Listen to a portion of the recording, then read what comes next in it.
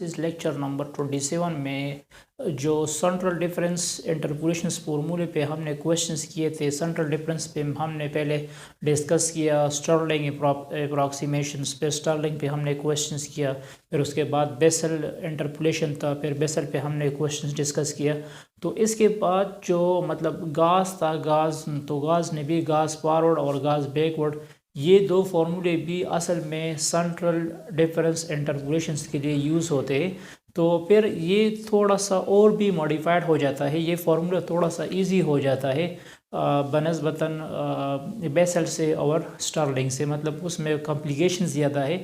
تو گاس نے بھی ایک فارمولا ڈیولپ کیا تھا، جس طرح سٹرلنگ ہم نے لیا تھا x-1 x0 اور x1 کے درمیان، پھر بیسل نے x0 اور x1 کے درمیان پوائنٹ لیا، تو پھر x0 کے بعد وہ پھر مڈ پوائنٹ دوبارہ لیتے ہیں۔ تو پھر گاس نے کس طرح کیا، اس نے بھی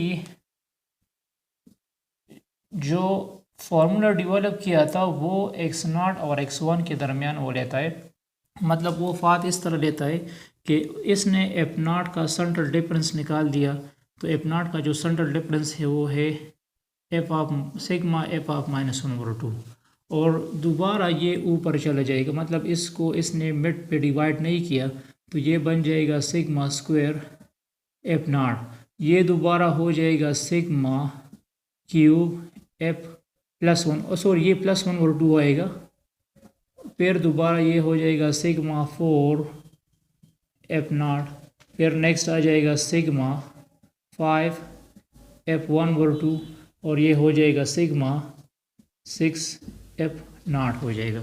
تو پھر اس کے لیے جس طرح آپ نے نیوٹن فارورڈ ڈفرینس انٹرپولیشنس کا فارمولا لکھا تھا، وہی فارمولا ہے، لیکن تھوڑا سا چینجنگ آئے گا اس میں۔ یہ ہو جائے گا f آف پی = f0، ہمیں پہلے یہ پوائنٹ لینا ہے، پھر لکھنا ہے p/1 سگما f آف 1/2، پھر لکھنا ہے phi × p-1 /2 sigma cube f0۔ اس کے بعد آ جائے گا p+1 p-1 /3 سگما 4 f0۔ تو یہ فورتھ آرڈر پولینومیل تک میں نے یہ فارمولا لکھا ہے، اور آپ لوگوں کو یہ فارمولا یاد رکھنا پڑے گا۔